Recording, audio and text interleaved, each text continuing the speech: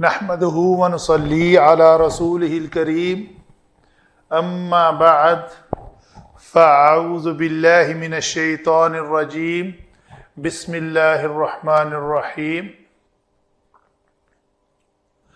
Question answer میں ایک سوال آیا جی ہمارے پاس بائی ای میل، اشمعزت کلمے کو ڈیفائن کر دیں کہ یہ کیسے بنا۔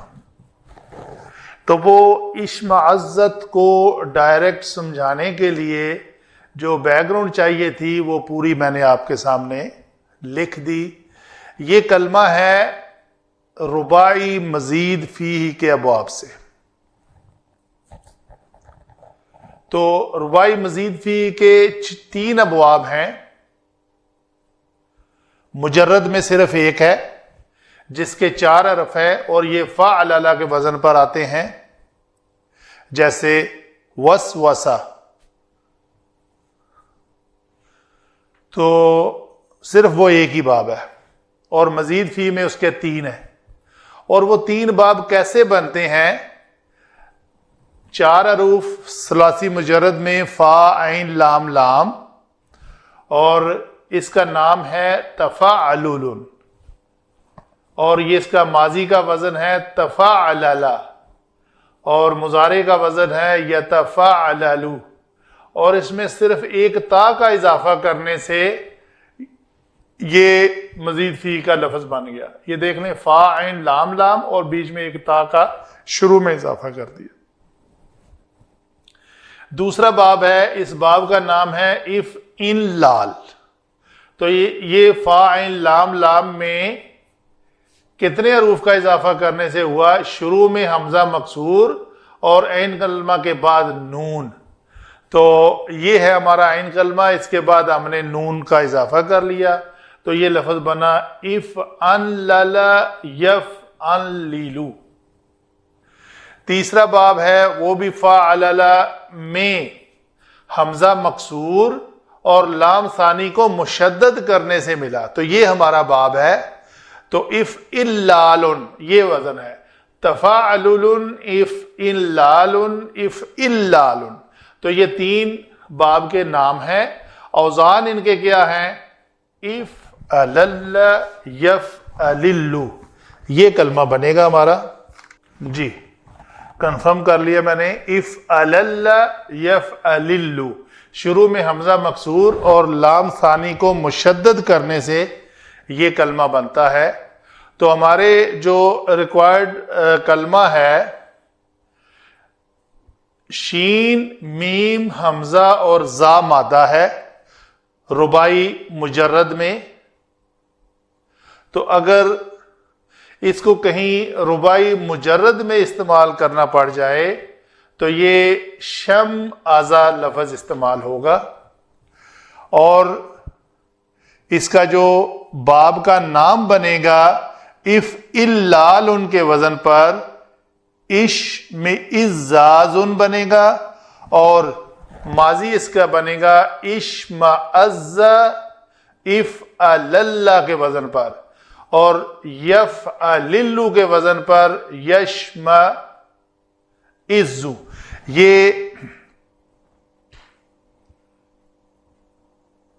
حمزہ کے نیچے زیر لکھی جائے گی تاکہ وہ زیر سمجھی جائے، جیسے شد کے نیچے ہوتی ہے۔ یشمعزو اگر حمزہ کے اوپر ہوگی تو وہ زبر کنسیڈر ہوگی، جیسے یہاں پہ ہے۔ تو اس سے یہ واحد کلمہ جو ہمارا بنے گا، اشمعز فعل ماضی کی اگر گردان کریں تو وہ بنے گا واحد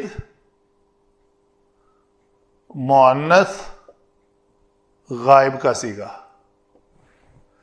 کیوں واحد مؤنث غائب؟ یہ قلوبو اس کا فاعل ہے۔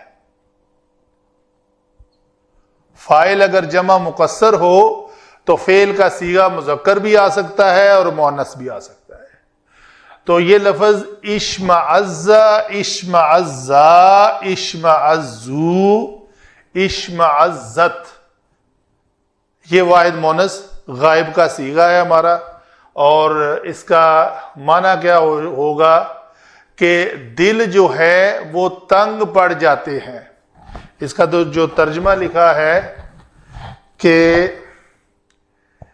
وَإِذَا ذُكِرَ اللَّهُ وَحْدَهُ، جب ایک اللہ کا ذکر کیا جائے ان کے سامنے تو ان لوگوں کے دل نفرت کرنے لگتے ہیں یا تنگ پڑ جاتے ہیں، دونوں ٹھیک ہیں.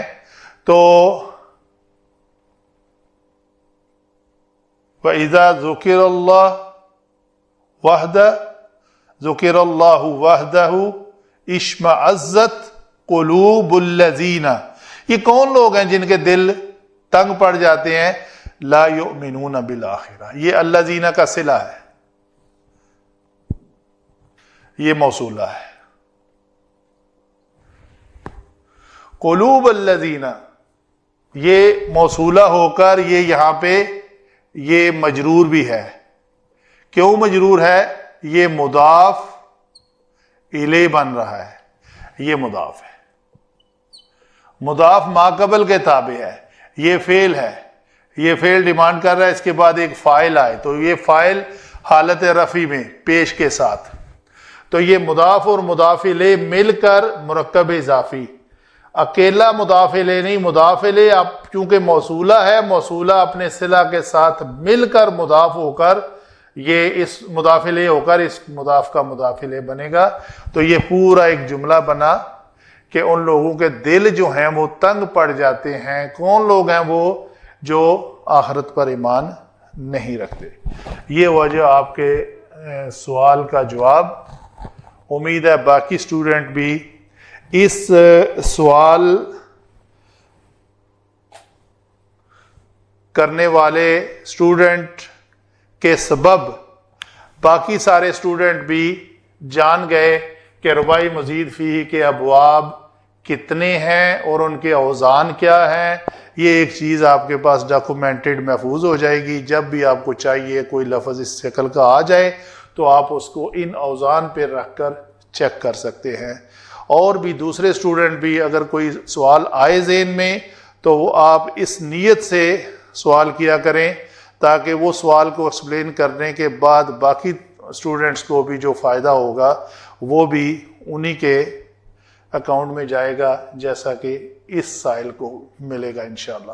وما علینا الا البلاغ المبین.